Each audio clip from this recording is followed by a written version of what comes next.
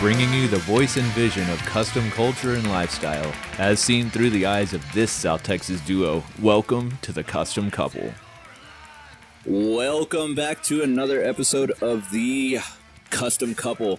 Today it's not the couple, though, because Lane had to come and do a podcast by himself while Sam stayed and made money at work.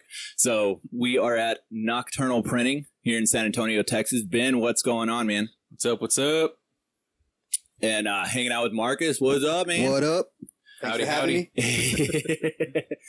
So the whole essence of this podcast is basically, you know, everything that Sam and I are involved with as far as the whole custom cultures and, you know, as a whole, and, you know, the folks that we hang out with. So Ben is actually in the Dead Texans. Tell me a little bit about how you got into cars and like what led you to this, you know, lifestyle.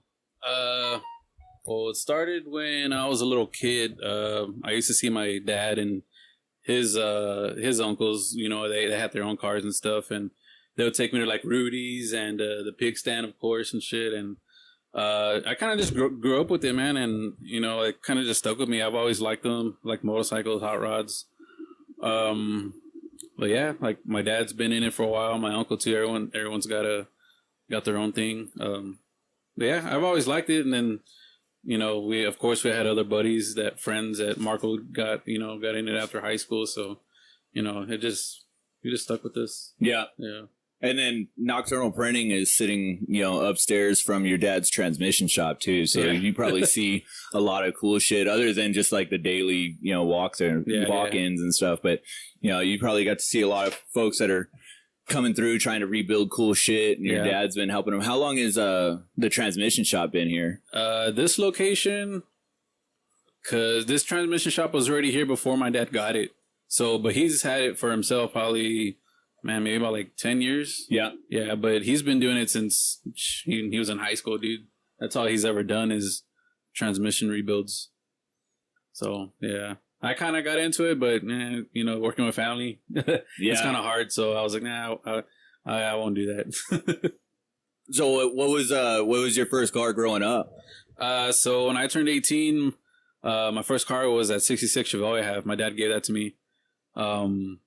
It was my uncle's, and he had passed away, so my dad got it from them. And it's just been in our family. That car will probably stay in our family, you know, for a while. Yeah. So, yeah, when I turned 18, my dad gave me that car. I was like 17, 18. Yeah, I think I was probably about the same age when I got my first car. I was that fuck up in high school that, you know, and my parents thought it was like a privilege to drive. So, you know, they didn't need me to go anywhere, didn't need me to do anything. So they were like, no, if you're going to keep screwing up in school, then we're not ever going to let you get your license. So I think I didn't get a vehicle until probably, 18. But it was like an old Chevy pickup truck that we bought from like a family member or something. Yeah, it was, I think it was like a 79 square body truck. Oh yeah. Yeah, it was cool. It was cool. Nice first drive, you know. Yeah. You're all scared because the steering is all schweck and you're like all over the road. But Marcus, what got you into cars and cool shit? I don't know. I guess punk rock. Punk rock? Punk rock, dude. I don't know. It all kind of just culminates together, you know? It's like the lifestyle and just all of it together. I don't know.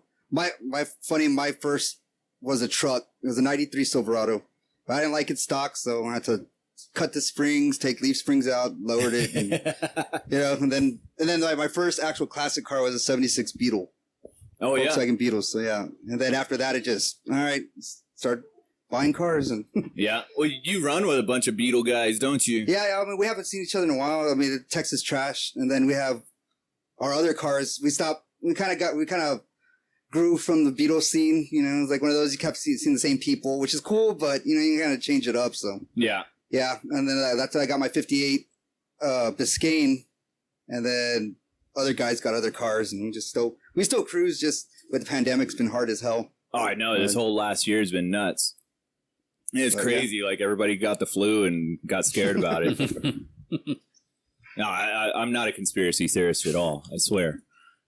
Same. What's funny though is you say punk rock got you into cars, and like I have a very similar like story about that. Like as far as old cars go, we started playing psychobilly music back in 2004 2005. Yeah. And San Antonio's like punk scene was like kind of going away. Not that it ever went away, but it was just like not the cool thing every weekend anymore. People were growing up. Yeah. Yeah. And psychobilly, like bigger name psychobilly bands were starting to come through town a lot. And I was like, man, yeah, I'm a punk rocker, but that's kind of cool.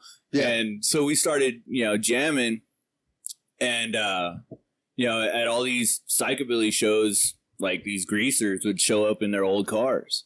And I would be like, man, that's kind of cool. You fucking have an old car. I could do that. And what's funny is my bass player at the time I had told him, I saw this car in the newspaper. That's when, that was the only way to find like cool shit was classified ads in the local newspaper. I found this like really cool ride, and I think it was only like $2,000 or something like that. And I didn't have any money. So that's a lot back then. $2,000. Yeah, I didn't have any money whatsoever. And his dad was a banker, and I was like, "Hey, can your dad give me a loan? Like, I can go get this car. That'd be really awesome." And so I tell him about the car. And Ben, if you're listening to this, I'm calling you out. But I tell him about this car. And like the next weekend, he owns it. Oh man, that sucks. Damn. I was like, smash on sight. Yeah. No, I wasn't too mad because like the following week, he was like, "Hey, I saw this car in the newspaper, and I think you should try to buy it." And it ended up being my first like old car, and it was the '51 Chevy that Willis drives. Yeah. Nice. So, it was full circle, but yeah, I always had that little like sore spot for Ben, and I always tell him about it too. It's like, remember when you got that car? Yeah. Yeah. Oh, man. So yeah, that was my first like old car was the 51 Styline hardtop. Thing was really rad. I got real sketchy with it for going to Austin and breaking down and driving home and breaking down. And I think the last time I ever drove that car was I drove it out to we opened up for Necromantics.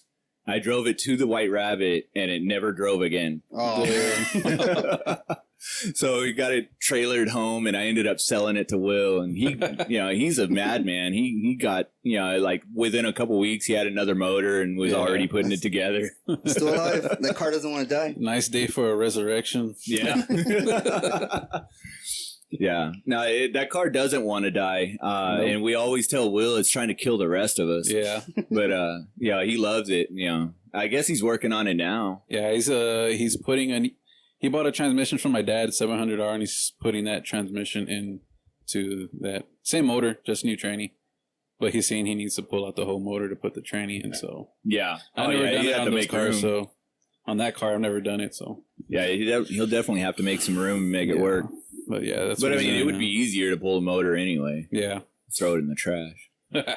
That's stock 305. I don't know what he has in it. Right. So. What do you have as far as projects coming up? Any project cars you're working on right now? I'm working on the 51 Bel Air right now that I got. I'm still debating if I want to, do the whole air ride suspension and stuff like that. But yeah, that's what I'm working on right now. I pulled out the motor and tranny. I wire wheeled the engine bay, painted it. It's all nice and clean now. But I don't know. I'm kind of debating if I want to just ride it like that or just keep it.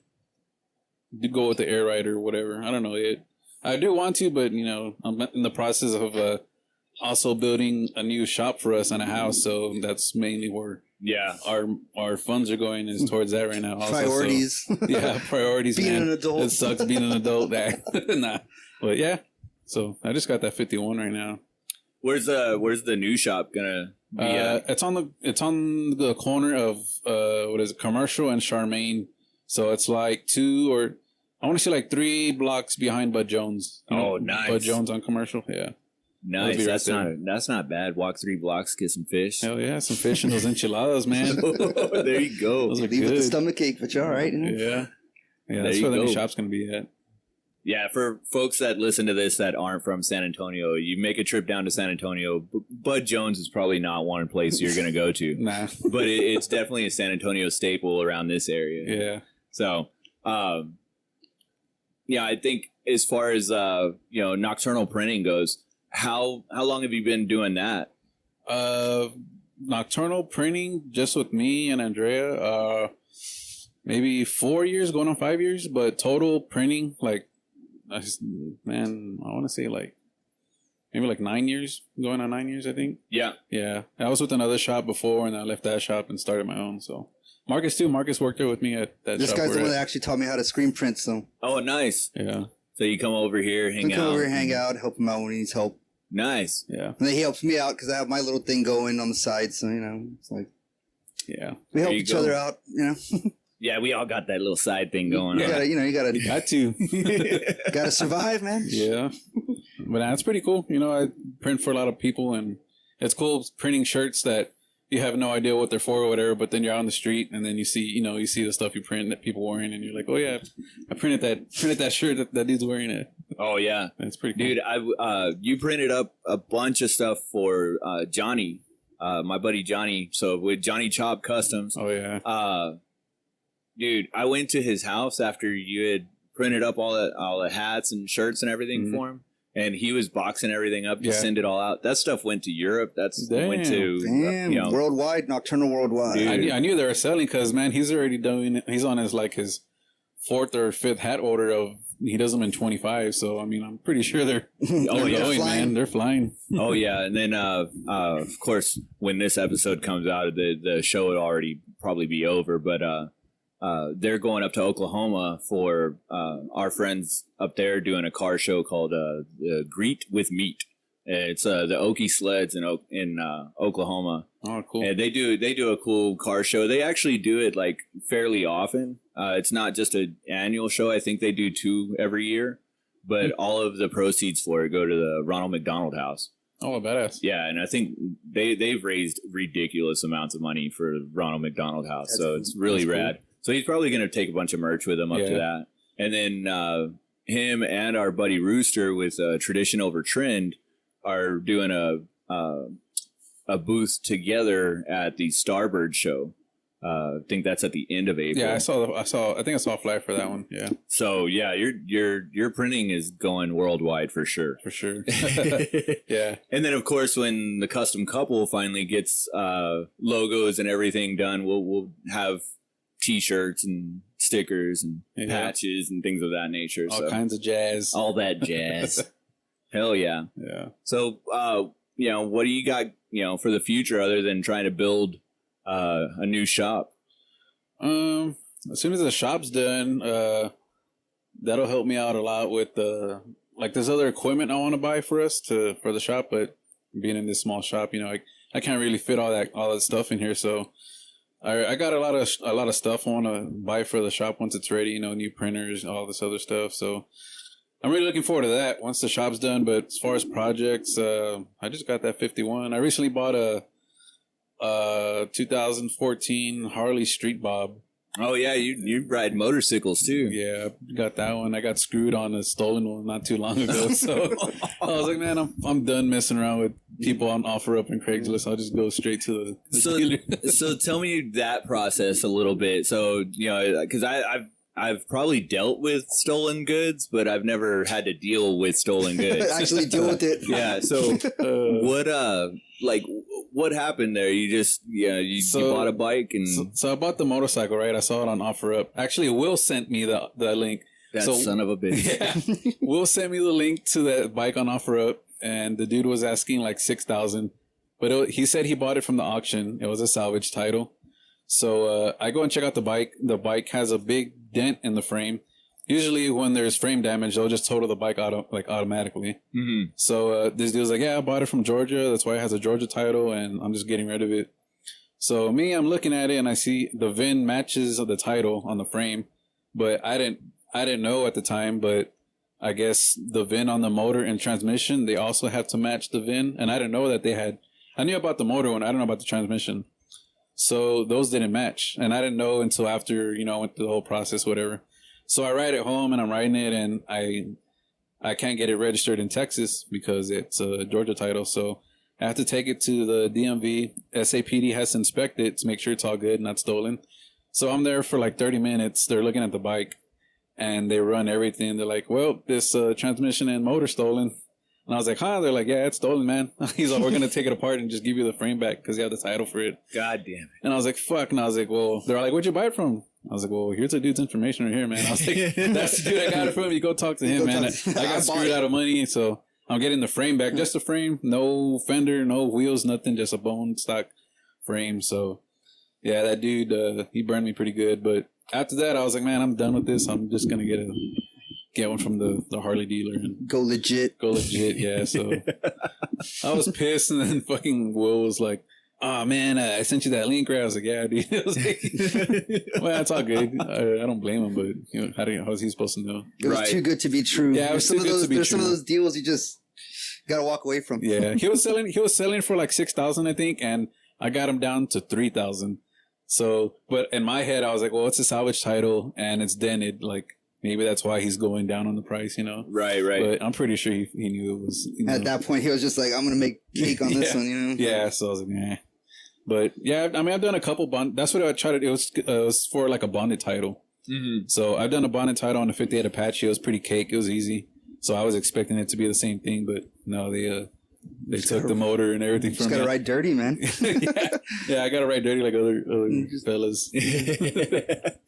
Now, on the bonded titles, though, like in the state of Texas, like don't they have stipulations like you can't resell it for so many years or something like that? When I got the Apache, it said you can't resell it for 2 years in case someone comes up and says like, "Hey, that's my car" or whatever. Oh, yeah. But the dude I sold it to, he was just gonna use it for parts. He wasn't gonna get it running or anything, so he didn't care. Dude, that's exactly what happened with the Apache that I sold. I had a 59, and I think I traded it. It was just like a straight trade for like a junk Buick. Oh, yeah. And like, yeah, he was like, yeah, there's nothing really I need from this truck. I'm just going to take the doors off of it and sell the rest for scrap. And I was like, whatever, dude. I'm taking this car home and doing the same thing.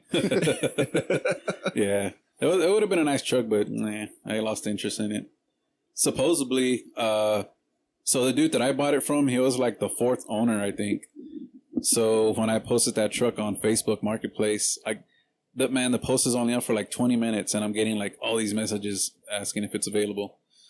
And it finds the original owner sees the truck, and he's like, "Hey man, that's my truck." And I was like, "Really?" He's like, "Yeah." So he's sending me pictures of the truck. Man, it looked all nice, and the patina was all nice and perfect. And he was like, "Man, I don't know how it got like that." And I was like, "I don't know, man." Well, he was like, "So do you want to know why it has a bonded title?" And I was like, "Yeah." "Yeah." The guy I got it from said, he doesn't have the title, it was bonded. So that dude was like, "Well, this is the reason why it doesn't have a title." So I don't know if I should believe him or not, but he sends me a title, and on the title it says it's Johnny Cash's truck, supposedly. Oh damn! So that dude just sold the truck, but just wanted to keep the title, I guess. But in my head, I'm like, wouldn't you want to sell both? If you're gonna get like, you get top dollar for it. Yeah, but I guess he just wanted to keep the title for himself. I don't know. What's the Pawn Stars on that one? Well, you have to have them both. Right. I'd be taking that truck to like Barrett Jackson or something. Yeah, just the way it is, right off patina. Yeah, I still got the picture. Junk truck, but yeah, it says a title on there with Johnny Cash's name on it. So that guy has the title. That guy kept the title. Yeah. Damn. He kept the title to the truck. Well, I mean, there could be somebody else, Juan Cash or somebody else, San Antonio. Juan Cash. Juanito Cash, Cashola. But yeah. Hell yeah. So, what, I don't know, man. I just don't know. What, I guess, what made you want to start your podcast? I did another podcast for a while, and it was, it was rolling pretty good, and I kind of was going through a bunch of stuff that made me lose interest in it, and it just made it not fun anymore. So like I put it away for a long time, and when I got married here, me and Sam got married in 2019. We kept saying we're going to do something. We're going to do something together. We're going to create a project together, whether it be a media group, a podcast, just something. And we had started a few different little projects and then got busy. We started another one and then got busy. And I kept getting a phone call from this dude that wanted to start a podcast. And every time I talked to him, it was like, yeah, man, we'll get it started. We'll do something. It'll be rad. We got to do it. And I'd give him a price. Like, this is what it costs, and this isn't even my cost. This is equipment. This is, things of that nature. And then he'd get back with me and I'd be like, well, I'm not even into it anyway, whatever. And when we finally did start it, there was such a big falling out that I was like, yeah, this isn't fun. I'm not going to do something that's not fun. Yeah. I'm not going to spend my time doing things that aren't fun for me. Yeah. And when that falling out happened, me and Sam just sat there and looked at each other going, yeah, let's just do it. Like, it's just us. And we'll take the reins on it and fucking make it happen. Yeah, and it's been, it also comes down to, we ended up around a really cool circle of friends.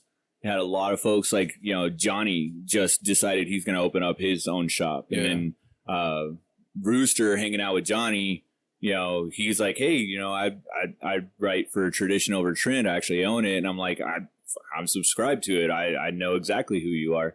And he's like, well, I started doing little articles for him. And it's like we just ended up in this circle of friends that is just kind of like a perfect storm. Yeah. And then, cool. After I hung out with the Dead Texans back in November, I went and hung out with y'all doing the Thanksgiving run, delivering food. Like, we started hanging out with y'all more, and then in January y'all brought us into the club, and we were just like, this is just like the perfect time right now to get everything rolling and everything started. And, we've just been like shit running ever since. Like, we have not had a weekend where we can just breathe. Yeah. It's just been everything going on. And plus, working on cars and going to car shows and, making sure that, we get out to places and take pictures. And, it's fun again. Yeah. Yeah. It's getting there. Sure. Things are starting to pick up again. So that's a good thing. Yeah, for sure. Yeah. Now that COVID's like chilling done. out. Yeah. It's done. It's done. No. I'm sure with all these vaccination shit, it'll chill out and, things will start slowly getting back to normal. And, I'm hoping they still have a roundup. Yeah. I think they will. I think by that time, by the summer, things will start clearing up a little bit. Yeah.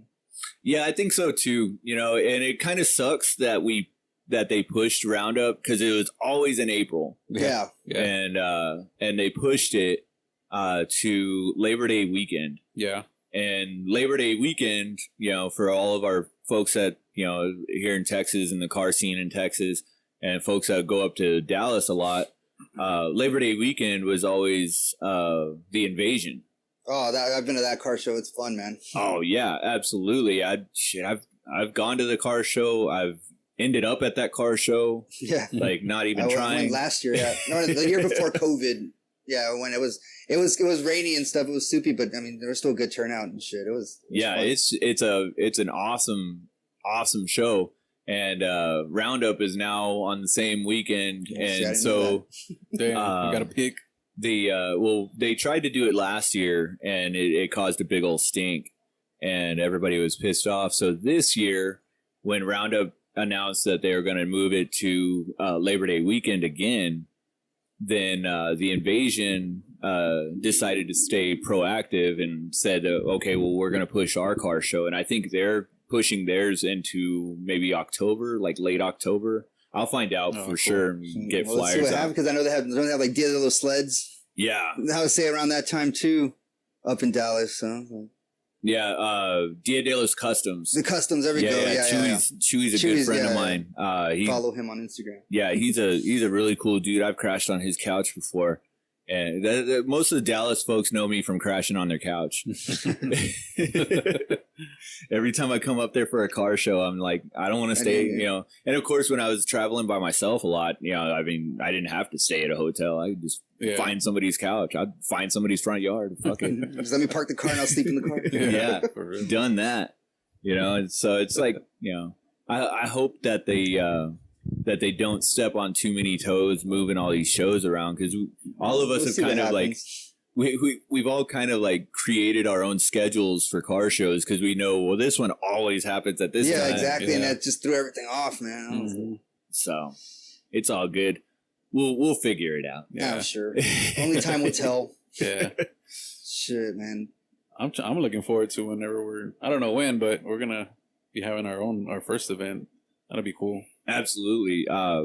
You know, we've it's still in the works. Yeah, we've talked about it a couple times, you know, at the little outings that we've had, trying to figure out when we're gonna try to do something, where we're gonna do it. I think they have a spot in mind. Yeah. Is it some ice house? I forgot the name. It's something saloon out there where it's not too far from where Bill works. Oh, okay. Yeah, it's out there in Universal City, I believe. Yeah, it's like a saloon that they all go to, and it has a big parking lot. I feel like an asshole because Todd knows the dudes, and they seem pretty cool, and I forgot the name. But yeah, they got like a big front parking lot with that, so all the rides can, you know, pull in and everything. But yeah, they want to have it there.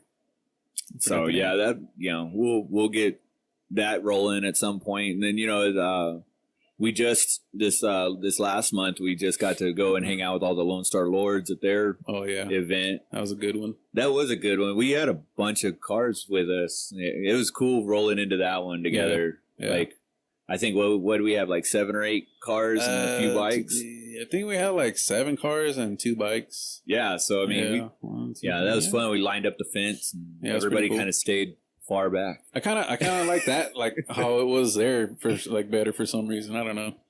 It was pretty cool. It was kind of like that backyard barbecue feel. Yeah. That was a lot of fun.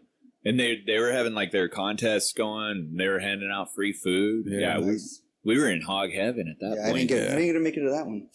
I was out of town. I was visiting family, but yeah, I saw the pictures. Yeah, it was cool. I liked it.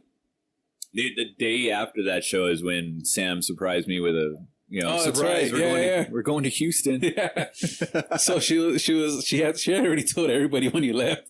She was like, he doesn't know, but I'm getting him a car tomorrow. That's why he's leaving to go get the trailer. And I was like, because we're like, where the hell did Matt go? And he was like, he left. He went to go get a trailer for our friend tomorrow.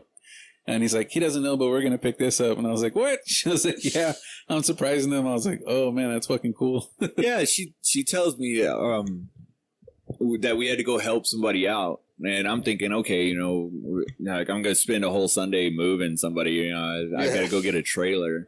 And so I pick up the trailer, and it's a car hauler. And I was like, okay, so we're helping somebody move their car that's going to probably be dead and have to push up onto a trailer and whatever. So I'm like, hating life, and we're leaving at 3 a.m. Oh yeah. And so she drove. I was surprised because she drove the truck with pulling the trailer, and I'm like, I guess she really wants to help whoever this is. And so we get about 10 minutes away from the dude's house, and we missed the turn because he lived like in the middle of nowhere. We missed a turn, and the easiest thing would have been to just pull back a little bit and then make the turn, because there's no cars or nothing. Yeah. And I'm like, okay, I'm going to teach my wife how to back up a trailer right now. No, that was not the easiest thing in the world. We ended up like on 3 different dirt roads, having to try to like find a pasture somewhere where we can make a big U-turn. That's crazy. It was hilarious. Like, I was like, no, we'll just do this, because I'm not going to swap with you. I'm not going to jump in the driver's seat and try to fix this. So we'll find somewhere where we can turn around. But so we get to the guy's house, and that's when she tells me, or we're about 5 minutes away from his house, and she's like, so I don't know these people, and we're not helping them find it or move anything. And I was like, I don't know why you drug me out 4 hours on a Sunday for this. That's crazy. I'm tired. I want to go to sleep. And she's like, yeah, I don't know him. And that right there, and as we're pulling up in front of that dude's house, the car was already out in the driveway, and he's like, and that's yours. And I was like, you're fucking kidding me. So yeah, she's a dope ass wife. That's cool. That's, Hell yeah, Good shit. to have a good wife, man. Mine doesn't get mad at me too much. Yeah, no.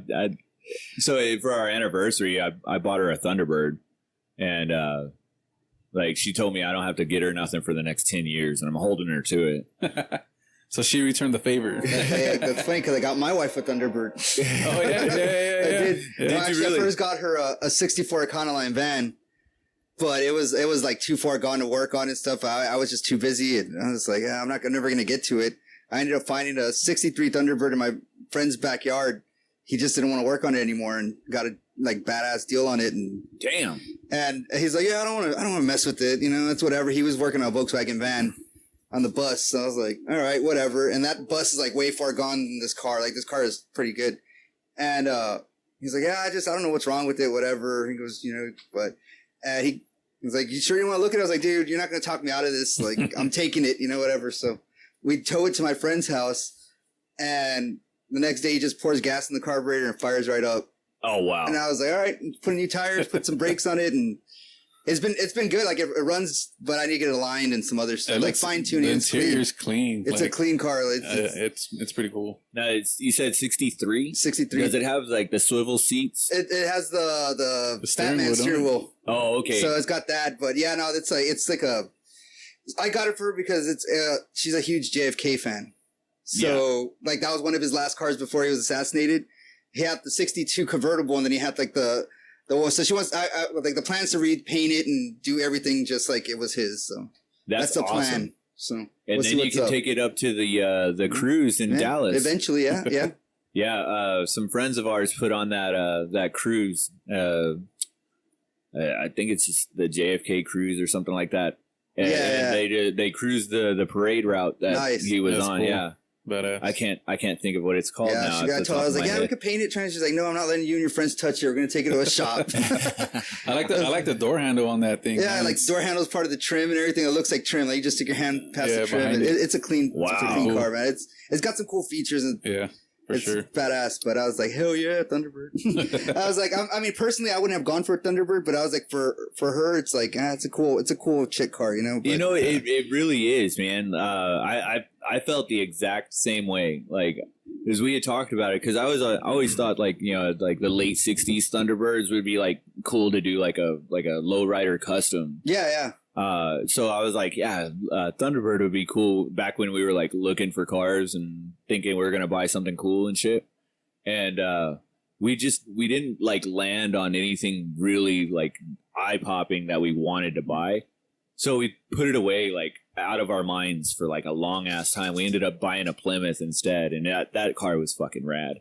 But then we just come up on a '59 Thunderbird and fell in love with it. Yeah, that's a good year. We fell in love with that car, and then we were like, no, like it wasn't just quite perfect. Yeah. And for the price compared to what we wanted, like it was like we can afford it, but I don't want to afford it. Yeah, 'cause you have to put money into it no matter what. You know, it's like there's always more into it. And the funny thing was that my wife was like, when I told her I got her the Thunderbird, I showed up with the Thunderbird to the house, and she was all like, "Why a Thunderbird?" I told you like my dad had bought me a Thunderbird back. He wanted to buy me a Thunderbird back in the day, but it was like one of those early aughts, freaking like redone Thunderbirds. Is like kind of bubbly. And she's like, that's a nasty ass car. 2000s. Yeah, she's like, it's a nasty ass car. Yeah. And she's like, I mean, I go, well, this one's not. She goes, well, no, that one's not. But I was like, I thought it was just funny because you said that the Thunderbird was fucking gross, and now you're getting like this badass Thunderbird. But she's like, all right. She's like, I'll take it. But yeah, that's why you gotta knock him down on the price. Knock him down. Yeah, absolutely. Dude, I got it for a steal. That's all I gotta say. I felt bad. I was like, you sure you want more, man?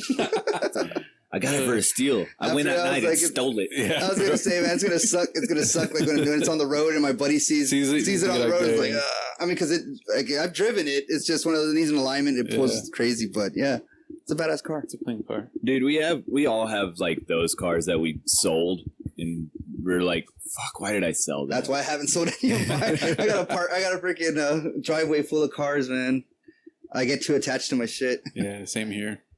I'm just like, man, well, yeah, you got cars galore. So Ben, what would be like the dream car? Shit, for me, same as my dad, dude. The 72 Cuda. Oh yeah, Yeah. Oh, Barracuda would be dope. Yeah, it'd be sick.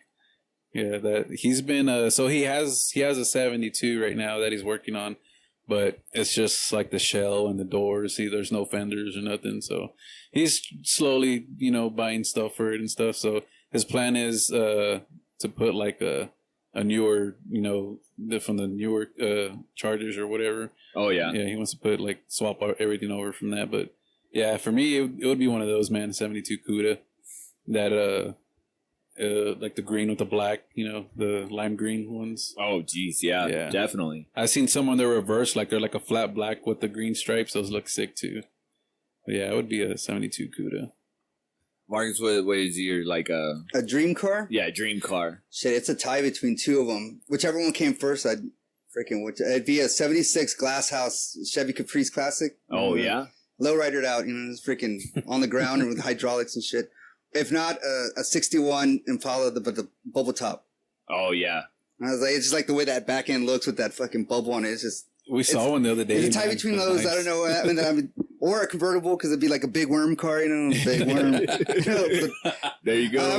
I grew up loving lowriders. That was my first thing. So I was like, I grew up on the west side, so it's like, man, lowriders were the shit, and then throw the hot rods with it. Yeah. Dude, it's funny. The other day, it's funny you said a bubble top. The other day, I'd laugh at the funny shit that comes across Facebook. Where people just get into arguments over the stupidest things. And somebody was listing their car for sale, and these always get me. Like, I always die laughing at some of the comments that come up on people's like cars for sale. Like, so somebody had listed one, and they called it, it was like a 60 flat top Impala or something like that. I honestly can't remember what the actual car was. And like somebody had made a comment on it. It's like, there's no such thing as a flat top. It's called a sport coupe. And I'm like, are you going to buy it?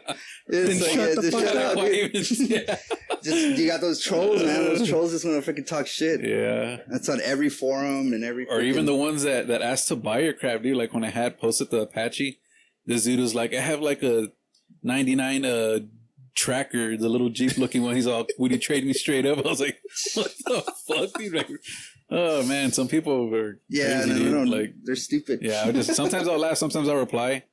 When this dude replied to me on OfferUp on the Apache, and I think I had it posted for like 4,000.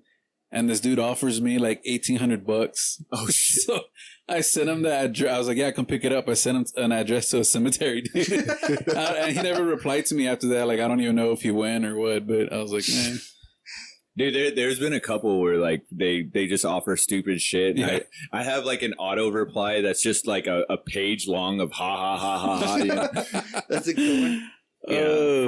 Yeah, some people are funny, man. But I mean, if you think about it from like both sides of the coin, like if you don't ask the question, you won't get the answer. Yeah. Oh, I know. Yeah. Well, like that 51, dude, that girl was asking like, she was asking like $5,600 for it, but she didn't have a title.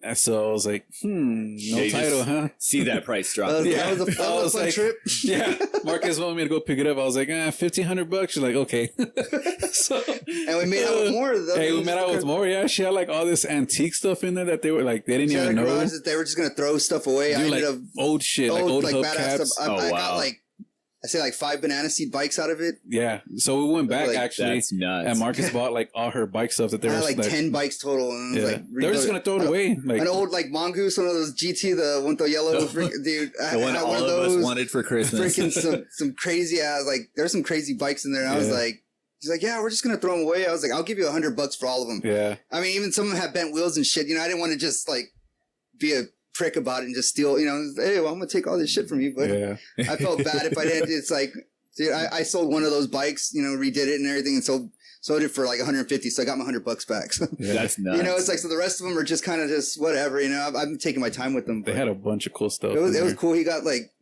even in inside the car that I bought, there was like these old Pearl Brewery cans that were still closed. Really? Old ass cans, yeah. the pop tops when you have to use the church key with it. You know? Yeah, so I got some of those cans, and yeah, there was like a rear end thrown outside. I didn't even know what it was to, but I was like, you know what kind of car that came out of? She's like, no.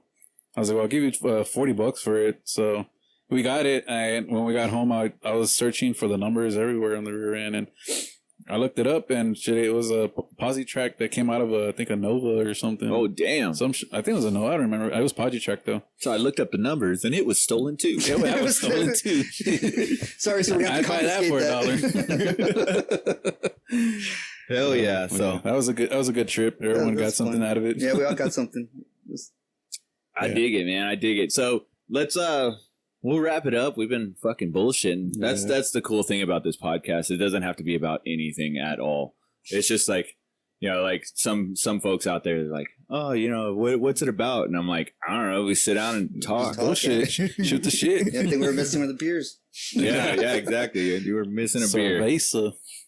But yeah, Ben, if you want, throw some shout outs to folks, some of your best customers and folks like that. Shit, I have a long list, man. I got a bunch of people that come every week. Blue Rooster. We recently did some hats for his Filthy Gringos. Is that what it said? Yeah, his homies, Filthy Gringos. I guess they make like motorcycle parts. I went to check out their Instagram page, and man, they got some cool handlebars and all kinds of homemade stuff. So those guys are doing pretty good work. Badass. Filthy Gringos Customs. Texas Bearded Cartel, Steve. That guy's always coming every week. Like every week, man. That Dude, guy's always pushing stuff. Posts, like he is constantly posting. He's constantly posting his stuff, dude. Like he's on it. Love it. Yeah. So yeah, we got a pretty good, people returning. That's good, man. It's definitely keeping you busy. Yeah, for sure, man. After the Snowmageddon we had, I'm sure I'm still kind of catching up to that, man. Like that messed me up bad. That with the busted pipes and shit. Marcus, throw some shout outs to your folks out there. Shout out to the folks, Texas Trash. Yeah. Texas Trash. You know, we're all kind of split up right now, you know, but we'll get it back once this COVID crap finishes. The guys in the band FTP. FTP. Yeah, FTP. Forget the past.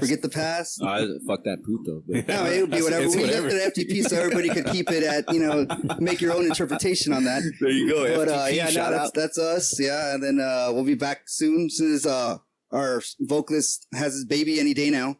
Oh, yeah. So what is that, like acoustic jams? Oh yeah, soft, easy listening rock. Nah, it's punk hardcore. It's got got the style of New York hardcore, Texas hardcore to it. Hell yeah, yeah, it's pretty good. It's good stuff. It's fun. Do some Bad Brains covers. When we can, when we got to practice. We haven't practiced in over a year. Some bluegrass metal. Some bluegrass metal. Hell yeah, Kenny G. Yeah. Some banjo chords. And then I got the kids clothing line getting back in action soon. Alternative Youth. Dig it. Yeah, so we'll be doing that pretty soon. As soon as I can get my garage cleaned out and can get working again. Hell yeah. Ben can pick up his mess from my I got my garage some stuff.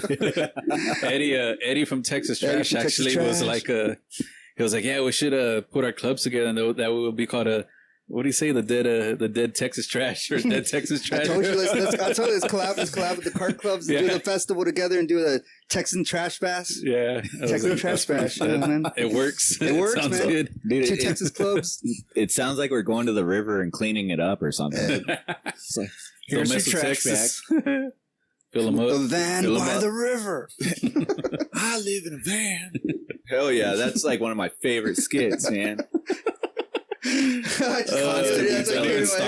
even start. I'll fucking start quoting all kinds of movies. Dude, oh yeah, movie quotes will definitely be a big part of this podcast. It's gonna drive Sam nuts. So. Oh, dude, my wife drives Andrea mad all the time. Like I'll say something random and she'll be like, I don't know where that's from, so don't even ask me. I was like, that's the wife too. Well, I asked you if you wanted to watch the show the other night. You didn't want to watch it, so now you don't know. Yeah, but yeah, for real, man. Yeah, movie quotes and dorky ass music trivia is like going to be a big part of this podcast. That will fit custom culture in there somewhere. Yeah, but Yeah, we'll wrap it up. We'll let Ben get back to screen printing and drinking beer. Yeah. So, folks, thanks for listening. And as always in customs, keep it cool.